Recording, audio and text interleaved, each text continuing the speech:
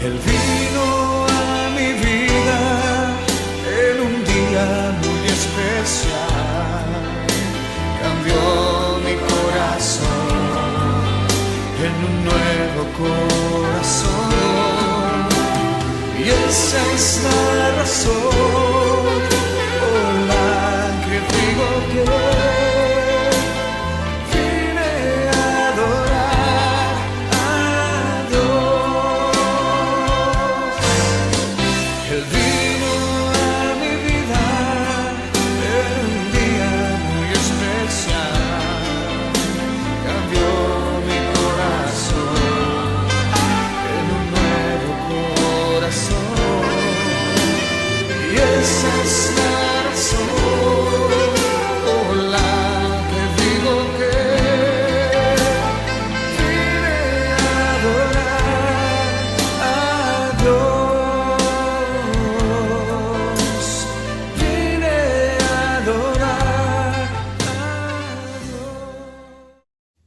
Dios te bendiga en su abundante gracia y que su misericordia te acompañen a ti y a tus amados en estos días difíciles que nos han tocado vivir, pero días preciosos por su presencia, por su poder, su provisión, y especialmente porque Él está con nosotros y por nosotros.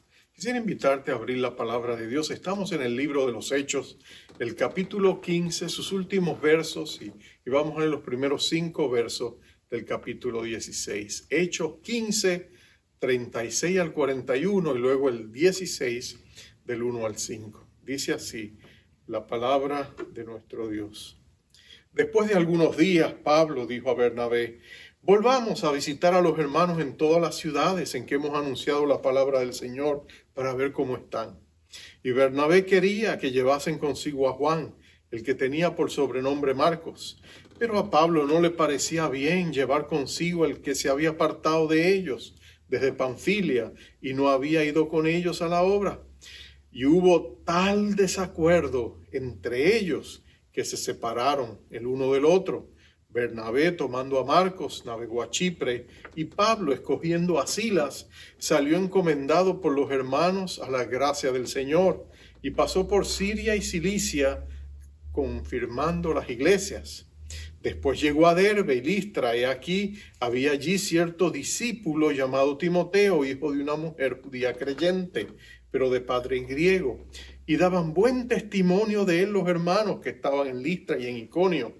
Quiso Pablo que éste fuese con él, y tomándole, le circuncidó por causa de los judíos que había en aquellos lugares, porque todos sabían que su padre era griego.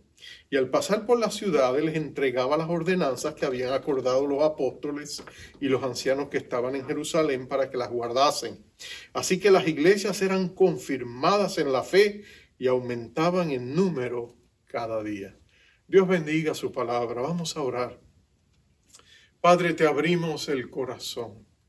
Queremos tu palabra. Queremos que tú tomes esta bendita palabra que tiene poder y vida y la traigas a nuestros corazones, Señor, y que como una fuente de agua, Señor, brote en nuestro corazón fruto de gracia, de misericordia, de fe. Señor, que nosotros recibamos nuevas fuerzas, nuevos bríos. Que sea tu gracia, Señor, trayendo sobre nuestras vidas nuevas esperanzas por lo que tú estás haciendo y por lo que vas a hacer. Y que en medio de estos tiempos difíciles que estamos viviendo, tu palabra también nos traiga luz, claridad y nos ayude a caminar confiando en la bondad, en la misericordia y en la gracia de un Dios que jamás nos abandona, nunca nos desampara, siempre nos ayuda y siempre nos sustenta. Para la gloria de Jesús te lo pedimos. Amén, Señor, y amén. En una ocasión había un simposio donde diferentes religiones tenían sus representantes y se les estaban haciendo diferentes preguntas de una audiencia inquiriente. Y allí estaba entre ellos un famoso defensor de la palabra, un cristiano que había sido ateo y que ahora había conocido a Jesucristo. Su nombre era Clive Staples Lewis, C.S. Lewis, le conocemos, C.S. Lewis. Y este autor estaba allí, le hicieron una pregunta, le dijeron: Señor Luis, ¿qué diferencia el cristianismo de todas las demás religiones del mundo? ¿Qué diferencia el cristianismo de todas las demás religiones del mundo? Y Lewis dijo, pero si eso es fácil, la respuesta es sencilla. La respuesta es la gracia de Dios. La gracia de Dios es lo que hace al cristianismo brillar en medio del firmamento de cualquier otra religión. Porque la gracia de Dios es la verdad de que un Dios amoroso extiende su bondad inmerecida, su favor inmerecido a una humanidad pecadora. Bueno, en el capítulo 15 del libro de los Hechos, vimos cómo la iglesia defendió esa verdad. Se congregaron en Jerusalén en un concilio donde los apóstoles y los ancianos de la iglesia determinaron que sería el mensaje del evangelio de la gracia, el verdadero mensaje, no había otro. Y Pablo y Bernabé, que estuvieron allá para defender esa postura frente a un grupo de judeos judaizantes que exigían que los gentiles o no judíos se tuvieran que hacer judíos para ser salvos. Bueno, ahora esa postura quedó rezagada al pasado, aunque diera algunos pataleos, estaba destinada a morir, porque el evangelio quedó establecido. Somos salvos, tú y yo, solamente por la gracia de Dios, por la bondad inmerecida de Dios. Y ahora Pablo y Bernabé han regresado de Jerusalén y regresan a Siria, a su iglesia en Antioquía, pero ahora ellos van a descubrir una poderosa verdad. Y es que aunque nosotros podamos defender el mensaje de la gracia abstractamente o pensando en términos colectivos, es cuando nosotros entramos en el ámbito de las relaciones interpersonales, donde vivir y actuar bajo esa sombra de la gracia de Dios se hace difícil. Es más fácil defender las posturas teológicas que muchas veces es vivirlas. Y ahí Pablo va a encontrar, y Bernabé con él, en conflictos interpersonales que van a enseñarnos cuánto tú y yo necesitamos de la gracia de Dios y cómo debemos mostrarla con nuestras amistades, con nuestros allegados, con nuestra familia, en nuestras relaciones con otras personas.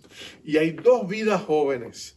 Un joven que se llama Juan, Marcos, y el otro se llama Timoteo, y ellos van a ser los modelos, donde nosotros vamos a ver como si fuéramos científicos en un laboratorio, cómo Pablo, Bernabé y otros van a mostrar la gracia de Dios en medio de las vidas de estas dos jóvenes. Y hay tres principios que vamos a descubrir. Y lo primero que vamos a descubrir de la gracia de Dios que tú y yo necesitamos tener con nosotros en nuestras relaciones diarias y en las relaciones de trabajo, en las relaciones de iglesia, en las relaciones de familia, es que la gracia de Dios siempre da segundas oportunidades. La gracia de Dios significa que nosotros extendemos segundas oportunidades a aquellos que las necesitan. Mira lo que ha pasado y lo que acabamos de leer. Hay dos grandes hombres de Dios que aman a Dios con suprema intensidad, caminan con Dios, obedecen a Dios y son gente de iglesia, son hombres de iglesia. Y ellos han plantado en su primer viaje misionero iglesias por todo el norte de Galicia y en otros lugares de Asia. Y ahora Pablo le dice a Bernabé, ¿por qué no regresamos? Y vamos a ver cómo les ha ido a los hermanos. Vamos a ver el progreso de la obra. Vamos a ver si necesitan ayuda. Vamos a motivarlas, vamos a darle ánimo para que ellos salgan adelante. Y Bernabé está de acuerdo porque tenía el mismo sentir. Pero aquí viene el conflicto. Aquí es donde Bernabé dice, vamos a llevarnos otra vez a Juan Marcos. Si tú recuerdas a Juan Marcos, que es primo de Bernabé, habían salido con ellos en el primer viaje misionero. Pero algo sucedió cuando llegaron a la provincia de Panfilia, allí al puerto de Pergo. Algunos piensan que es que Pablo tuvo allá su encuentro con el aguijón en la carne y se enfermó de malaria vírica y pasaron una crisis tremenda. Y de pronto, por razones que por supuesto no sabemos, todo esto es conjeturas, Juan Marcos los abandona y decide, yo quiero irme a casa, y se regresa a Jerusalén. Y Pablo lo ve como un desertor. Y ahora que Bernabé propone que lo vuelvan a llevar, él dice, no, Señor, no lo vamos a llevar, sería un error. Y podemos sentarnos y analizar, porque mira que la contienda y el desacuerdo fue bien grande. Al punto, la palabra griega que se traduce desacuerdo implica, se lastimaron los sentimientos. Fue una pelea tan grave entre ellos que los dos se dijeron cosas y de pronto decidieron que no podían seguir juntos. Pero antes de que nosotros pasemos veredictos sobre esa discusión y sobre estos dos siervos de Dios, vamos a usar un poco la empatía y vamos a ponerlo en los lugares de cada uno de ellos. Y quizás eso nos ayude a capturar una visión más clara de lo que está pasando. Por un lado, mira a Bernabé. Bernabé era un hombre que vivía bajo la gracia. Él era un hombre que había descubierto en Jesucristo ese favor divino. Y cuando tú miras la vida de él, constantemente él está pensando en dar segundas oportunidades a los demás. De hecho, él es la persona que la iglesia comisiona que viaje hasta Antioquía de Siria cuando se enteran que allí se ha plantado una iglesia de gentiles. La iglesia le delega esa responsabilidad y él va allá. Porque la iglesia entiende que si alguien podía ir y ver con ojos de gracia lo que estaba pasando en esta iglesia, era él. Y en Hechos capítulo 11, allí se nos dice su reacción. Dice cuando él llegó a Siria, dice, Bernabé, cuando llegó y vio la gracia de Dios, se regocijó y exhortó a todos los que con propósito de corazón permaneciesen fieles al Señor, porque era un varón bueno y lleno del Espíritu Santo y de fe, y una gran multitud fue agregada al Señor. Mira lo que sucede. Bernabé llega allá, inmediatamente él percibe que lo que está pasando en Antioquía de Siria, que ya no era una iglesia judía como la de Jerusalén, sino completamente de gentiles, él ve la gracia de Dios derramada allí. A veces tú y yo necesitamos esa percepción, esa visión para darnos cuenta cuando es Dios el que está derramando su gracia. Y él la tenía y él la vio. ¿Y qué es lo que hace? Inmediatamente él se acordó de Saulo de Tarso. Él dice, quien encajaría aquí muy bien sería Saulo de Tarso. El Saulo de Tarso que habían rechazado en Damasco y tuvo que escapar por su vida. El mismo Saulo de Tarso que la misma iglesia en Jerusalén no sabía qué hacer con él y los judíos los querían matar y otra vez tuvieron que proveerle una vía de escape. Terminó en Tarso y allá viaja Bernabé hasta Tarso para recoger a Pablo, a Saulo y decirle, mira, yo he encontrado un lugar donde tus dones y tus llamados se pueden realizar. Ese es Bernabé, un hombre que constantemente está buscando a otros para dar segundas oportunidades. Él era paciente con la gente, él sabía que Dios estaba obrando. Él no se daba por vencido rápidamente con la gente y no se iba a dar por vencido con Juan Marcos. Él veía la gracia de Dios en Juan Marcos. Él sabía que Juan Marcos no era un producto terminado. Él sabía que era una obra en construcción y que la gracia de Dios lo iba a perfeccionar. Esa es la postura de Bernabé. Por otro lado, mira la postura de Pablo. Pablo es un hombre en una misión. Él sabe que Dios lo ha sacado como tizón arrebatado del fuego. Él sabe que él llevaba una vida que iba en contra de los principios del Señor. Él fue el archienemigo de la iglesia y ahora es su edificador. Pablo tiene una sola visión, tiene una singularidad de visión y de propósito, y ese es hacer la obra del Señor. Él es fiel, él es celoso con lo que Dios quiere hacer y está haciendo a través de él. Y él teme que volver a llevar a Juan Marcos a los mismos lugares donde él antes fracasó, le podría quizás hasta hacer daño al mismo Juan Marcos, además de que el mismo Juan Marcos quizás vuelve a arrepentirse a mitad de camino y vuelve a desertar. Él está en cierta medida queriendo proteger la obra y quiere proteger a Juan Marcos. Ahora, entiende también esto. Pablo mismo no es producto acabado. Dios todavía tiene que estar obrando en él. Hay muchos sedazos, muchos filtros por los que Pablo tiene que pasar, que va a conformar su temperamento agresivo y de personalidad tipo A. lo tiene que conformar a la imagen y semejanza de Cristo. O Cristo tiene que suavizar los contornos de su carácter. Y él va a pasar por varios filtros. Corinto va a ser uno de ellos. Las otras iglesias en Filipos, él tiene que pasar por ese filtro. Tesalónica, Colosas. Hay tantos lugares donde Dios todavía tiene que obrar en él. Pero es específicamente en Corinto donde Dios va a arropar a Pablo con una ternura y una misericordia, que un día lo va a llevar también a reconocer que Dios es un Dios de segundas oportunidades. Más tarde él va a estar preso otra vez en Roma con Juan Marcos. Y Juan Marcos va a ser su ayudante y su asistente en esa prisión. Y él va a reconocer la obra que Dios ya había hecho a Juan Marcos, gracias a que Bernabé le dio una segunda oportunidad y luego el apóstol Pedro también lo tomó bajo su ala. Y de hecho el Evangelio según San Marcos se va a escribir años después, cuando él con Pedro reciba la instrucción y la información que va a permitirle que él escriba ese Evangelio. Dios va a completar su obra en Juan Marcos y Pablo lo va a reconocer, porque en una de sus cartas a Timoteo, años después de la prisión, después del Evangelio, él le va a decir: Timoteo, y por favor tráeme a Juan Marcos, porque él me es muy útil en la obra del Señor. Él va a reconocer que en ese momento quizás él estuvo equivocado, pero que la gracia de Dios siempre da segundas oportunidades. Pero la gracia de Dios nos da segundas oportunidades a nosotros también.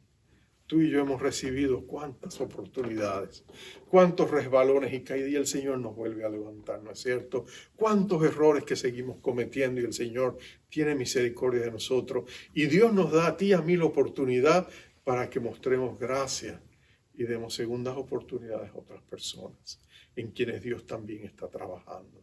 Yo te pregunto en este día, ¿necesitas tú mostrarle esa gracia a tus seres amados alrededor de ti? Esposo, tienes que mostrarle a tu esposa esa gracia de dar segundas oportunidades. ¿O tú siempre estás machacando en el mismo error? Siempre eres impaciente con sus debilidades o defectos.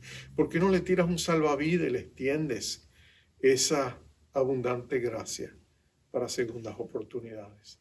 Por otro lado, esposa, también lo mismo va contigo. Muéstrale a tu esposo abundante gracia, dale segundas oportunidades en medio de sus relaciones. Recuerden que el Señor está obrando en cada uno de ustedes, en ambos como padres, con sus hijos.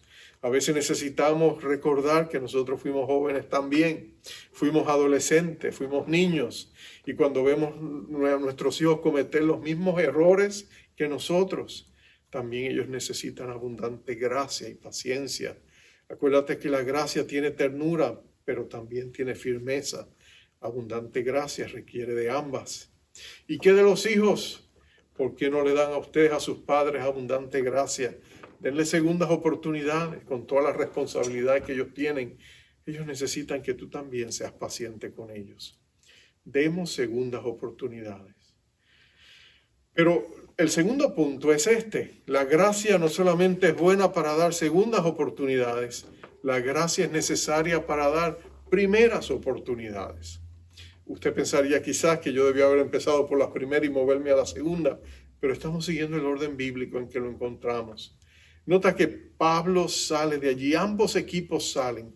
Juan, Marcos y Bernabé se van a Chipre, donde habían comenzado Pablo y Bernabé anteriormente el primer viaje misionero.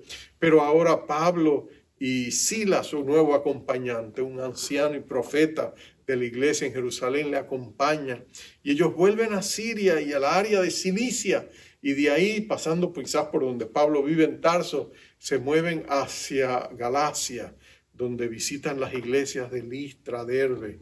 Y allí Pablo descubre a un joven, un discípulo, un chico que se llama Timoteo y que muestra aptitud ministerial. Y Pablo pone en él su mirada y dice: este hombre tiene potencial para ser un gran siervo de Dios. Y Pablo decide ayudarlo a surgir. Él le da una primera oportunidad. Él le dice, ¿sabes qué? Acompáñanos. Ahora, él es de un matrimonio mixto, su madre es judía. De hecho, Eunice, su mamá, y su abuela Loida son siervas de Dios que le han enseñado a él desde sus primeros años a temer al Señor, a caminar en sus principios. Pero su padre es griego, posiblemente inconverso. De manera que él nunca se ha circuncidado porque el padre no lo ha permitido. Pero ahora las circunstancias son diferentes. Él es un joven adulto. Y Pablo dice, sería buena idea. Si vas a acompañarnos, nosotros vamos a ir a sinagogas, vamos a ir a lugares donde la raza de tu mamá va a estar presente. Y ellos van a ser importantes que ellos sepan que tú has aceptado el rito de la circuncisión. De otra manera ellos no te permitirían ni acercarte a ellos ni entrar a su sinagoga. Así que aunque él ya no está bajo la ley, porque eso quedó determinado y ni es requisito, ellos están buscando la oportunidad de entrar en el campo misionero y es importante remover este obstáculo. Así que ellos lo hacen circuncidar y él humildemente acepta. Y de ahí en adelante él va a viajar con ellos. Timoteo va a convertirse en uno de los grandes hombres de Dios en la iglesia primitiva. Él eventualmente será pastor de alguna de las congregaciones que Pablo forma. Él será eventualmente pastor de la iglesia en Éfeso. Él va a ser un hombre de Dios lleno del Espíritu Santo y va a hacer una gran diferencia en el reino de Dios. Y debido a su fidelidad, Pablo le va a escribir 2 cartas que van a llegar a ser palabra de Dios. Así que la vida de Timoteo es infinitamente importante. Pero nota esto, sin Pablo con esa visión de capturar a este joven y ayudarlo a surgir, jamás lo hubiéramos tenido. Nosotros recibimos gracia para ayudar a otros a crecer en su fe y a caminar con el Señor. Nosotros tenemos que capturar esa responsabilidad. Sería muy triste si nosotros, en vez de invertir en otros para que crezcan en su fe, solo nos dedicáramos a hacer nosotros mismos la labor. Porque el problema sería que la labor terminaría cuando nosotros terminamos. Nuestra muerte sería el entierro también de nuestro ministerio. Terminamos, nos fuimos, hicimos nuestra labor, pero ¿qué quedó después de nosotros? Entonces tenemos que capturar la visión de ayudar a otros a crecer en la fe cristiana para que ellos también sirvan al Señor. Recuerdo la historia de 2 grandes hombres de Dios que nos presentan los 2 lados de la moneda. Uno de ellos era Jorge Whitefield, un gran evangelista. El otro también era otro gran evangelista, se llamaba Juan Wesley. Eran contemporáneos, eran amigos. Jorge Whitefield predicó, era un predicador extraordinario. Su voz estentoria se escuchaba. Miles de personas lo escuchaban sin micrófono. Era un hombre que tenía una capacidad de predicar que realmente era un don de Dios. Y él predicó por muchos lugares, en Inglaterra, pero también aquí en Estados Unidos. Hay iglesias todavía aquí en Nueva York y en New Jersey que fueron plantadas, en Pensilvania, que fueron plantadas por Jorge Whitefield, por los creyentes que quedaron después de él pasar y evangelizar. Pero el problema fue él nunca capturó la visión de desarrollar a otros para que pudieran hacer lo mismo que él hacía. Cuando ya estaba en sus últimos años, casi listo para morir, le preguntaron, ¿qué dejas? Y tristemente él dijo, dejo una soga de arena. Una soga de arena que está muy bonita en la playa, pero que si alguien trata de levantarla, se deshace.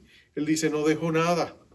Él tenía el remordimiento de pensar de que no había tenido la visión de capacitar a otros para que después que él partiera, ellos pudieran seguir la obra. Juan Wesley fue todo lo contrario. Él no era tan elocuente quizás como Jorge Whitefield, pero él tenía grandes dones organizativos, así que él predicaba y la gente se convertía inmediatamente. Él había entrenado a otros para que los organizaran en grupos en los hogares, le llamaban sociedades, y ellos formaban estas iglesias que crecían. Cuando Juan Wesley murió, dejó más de 100,000 de estas sociedades con líderes entrenados, que eventualmente se convirtió en el fundamento de lo que llegó a ser el movimiento y la iglesia metodista. 2 hombres diferentes, una visión distinta. Pablo era más como Wesley. Pablo sabía que no había futuro para la iglesia si no había presente para la iglesia. Si en el presente no se tomaba el tiempo de capacitar a otros y ayudarlos a surgir, la iglesia podría morir en una sola generación.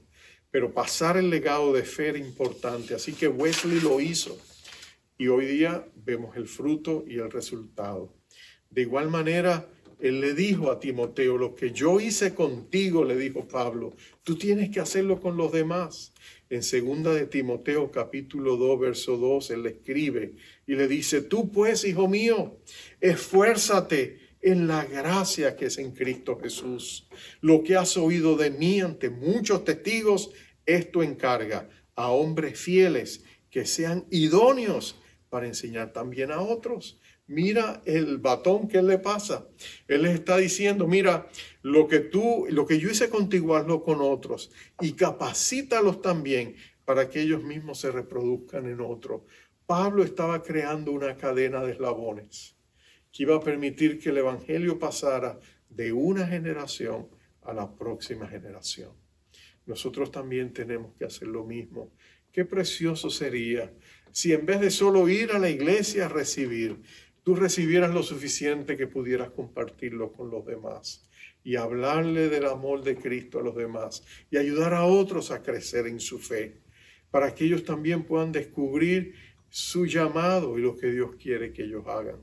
Tenemos que quizás tener ese cambio de mentalidad y ver a los demás como personas que también son llamados por Dios para cumplir sus llamados, y nosotros tenemos el privilegio de ayudarlos para que ellos lo hagan.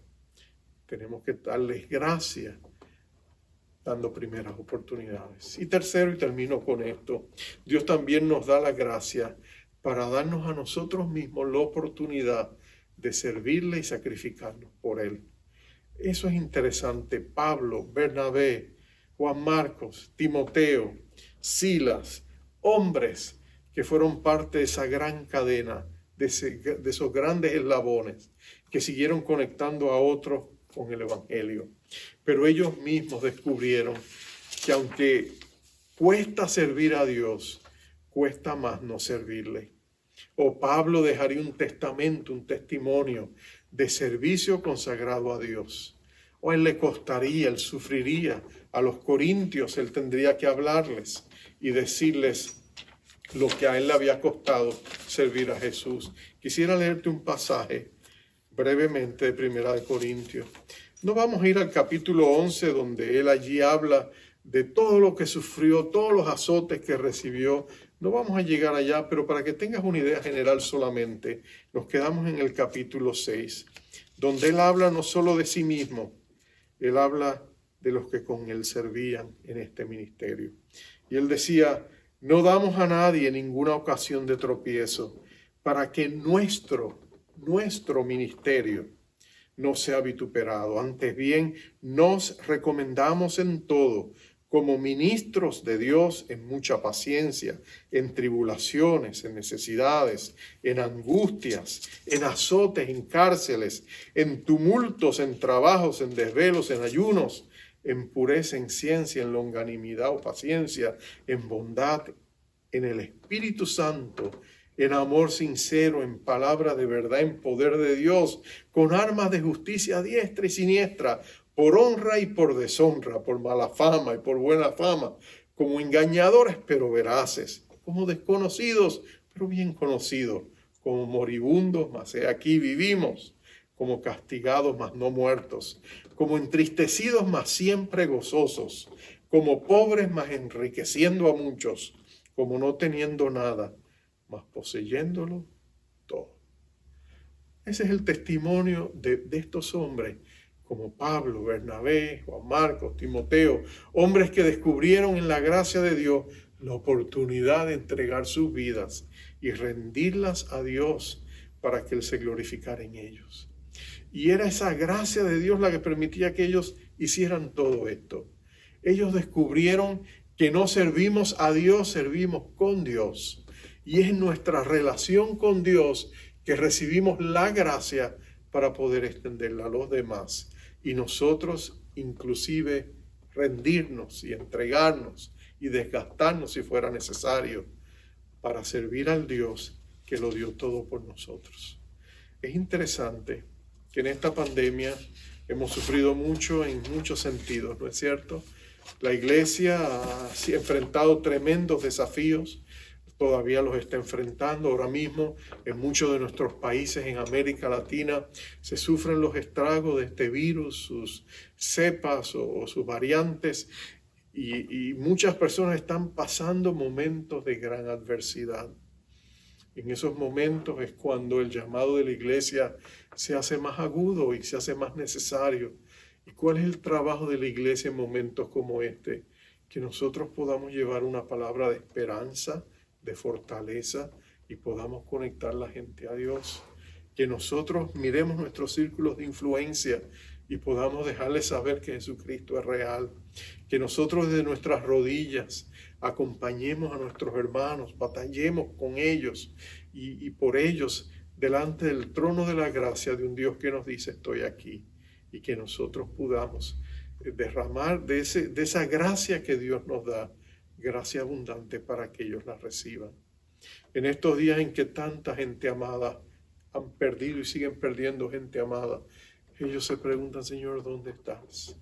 Recuerdo la historia de aquel hombre que había perdido a su hijo y estaba triste y reclamando a Dios y renegando. Y le dijo a Dios, Dios mío, ¿dónde estabas tú cuando mi hijo murió? Y él escuchó la voz del Espíritu Santo que le dijo, este amado creyente, yo estaba en el mismo lugar que estuve cuando mi propio hijo estaba muriendo por ti. El Calvario sigue siendo la respuesta a nuestra necesidad en medio del sufrimiento.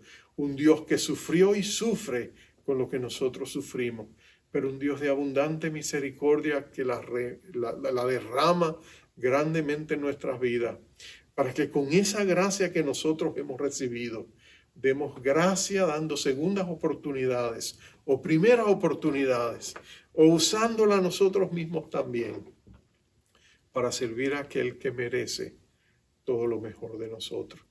Porque cada uno de nuestros amados hermanos que ha partido, que ha recibido su herencia incontaminada, incorruptible e inmarcesible, inmarchitable, que el Señor tenía reservado para ellos en los cielos. Cada uno de esos hermanos ha entrado en la plenitud del gozo que Dios tenía para ellos. Y si a cada uno de ellos tú le dieras la oportunidad de regresarse y estar con nosotros, yo estoy casi seguro que todos dirían, no, Señor, no queremos dejar de estar a tu lado. Hemos visto la gloria del cielo. Nada se compara a ellos, Señor. No, esperamos a nuestros amados. Solo dale a ellos abundante gracia, como nos la diste a nosotros. Y en esa temática y en esa nota que quiero terminar, vamos a recibir abundante gracia, porque nuestro Padre Celestial es rico en gracia y en misericordia. Vamos a orar. Padre amado, necesitamos de tu abundante gracia. Y abrimos nuestras manos y nuestros corazones y te decimos, oh Señor Jesús, danos esa abundante gracia. Danos esa abundante gracia que nos permite perseverar aún en medio de las aflicciones. Danos esa abundante gracia que nos recuerda que tú eres bueno, no hay chispa de nada malo en ti, tú eres absolutamente bueno. Tú eres fortaleza en el día de la angustia y tú conoces a aquellos que en ti confían. Y Señor, en esta hora nosotros te pedimos derrama tu abundante gracia. Gracias para nosotros, los que están alrededor nuestro, y danos gracia para ayudar, fortalecer y bendecir y capacitar a otros para que un día también ellos puedan anunciarle a otros las buenas nuevas de que tú les amas. Gracias por la vida de Cristo, gracias por su sacrificio en la cruz del Calvario, gracias que por medio de su sangre tenemos vida eterna. Gracias, Padre, que ese es un evangelio que vale la pena predicar y proclamar. Y ahora recibimos esa abundante gracia. Ahora permite que la podamos compartir con aquellos que la necesitan. Y recibe tú la gloria, la honra y el poder por todo lo que has hecho y haces en nosotros. En el nombre de Jesucristo te lo pedimos. Amén, Señor. Amén. Jehová te bendiga y te guarde. Jehová haga resplandecer su rostro sobre ti y tenga de ti misericordia. Jehová alce sobre ti su rostro y ponga en ti paz. Dios te bendiga.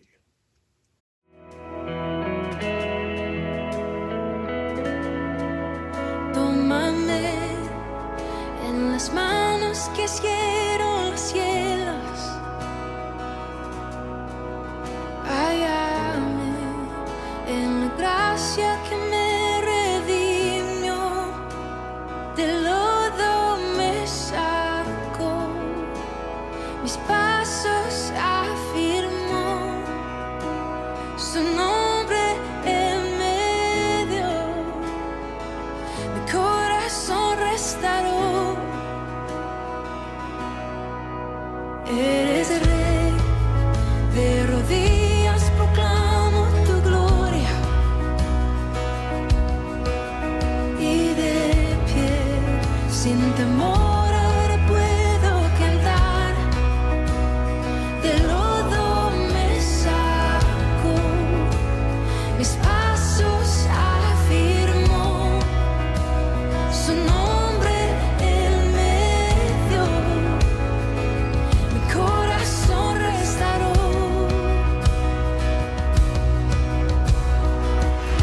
Aquí estoy, te necesito, me rindo a ti.